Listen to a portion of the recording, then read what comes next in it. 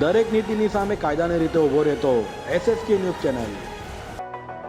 રાજકોટમાં અગ્નિકાંડની ઘટના બાદ સુરત મહાનગરપાલિકાના ફાયર વિભાગ દ્વારા શાળા, tuition classes, multiplex, commercial property market સહિતની મિલકતોને સીલ મારવાની કામગીરી હાથ ધરવામાં આવી રહી છે।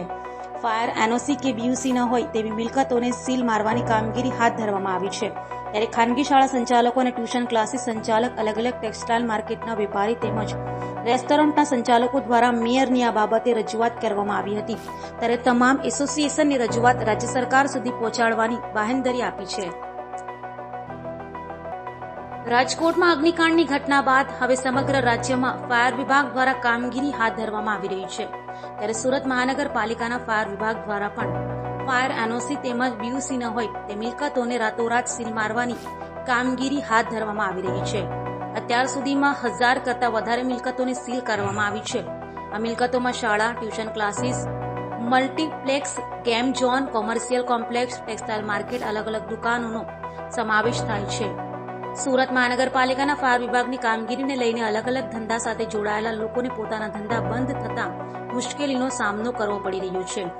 ત્યારે આગામી દિવસોમાં બાળકોનું વેકેશન ખુલવાનું હોય અને શહેરમાં મોટા ભાગની શાળાઓ BOC અને ફાયર NOC વગરની હોવાથી શાળાની સીલ કરવાની કામગીરી ભાગ દ્વારા કરી છે।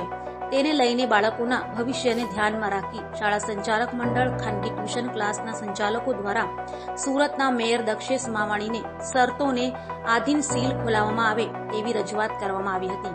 મેયર દ્વારા સંચાલકોને જણાવવામાં આવ્યું હતું કે સુરતના મનપા કમિશનર દ્વારા ફાયર વિભાગ દ્વારા જે મિલકતોમાં સીલની કામગીરી હાથ ધરવામાં આવી છે તેનો રિપોર્ટ હાઈકોર્ટમાં સબમિટ કરવામાં આવ્યો હોવાના કારણે સીલ ખોલવા કે નહીં ખોલવા તે બાબતનો નિર્ણય આગામી 13 જૂનના રોજ હાઈકોર્ટની સુનાવણી બાદ થશે।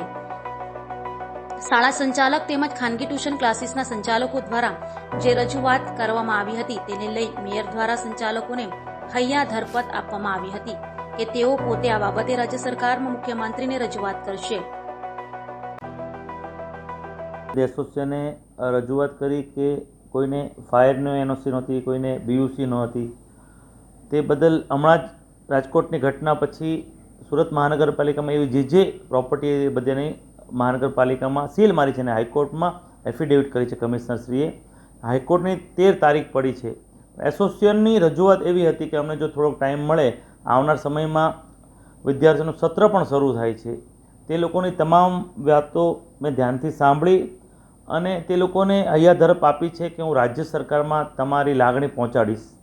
શાળા સંચાલક મંડળ આવ્યા હતા, ટ્યુશન ક્લાસીસ એસોસિએશન હતા, વિવિધ માર્કેટોના એસોસિએશનના પ્રમુખશ્રીઓ આવ્યા હતા, હોટલ એસોસિએશન આવ્યા હતા, વિવિધ એસોસિએશન ગઈકાલે રજૂઆત કરવા આવ્યા હતા।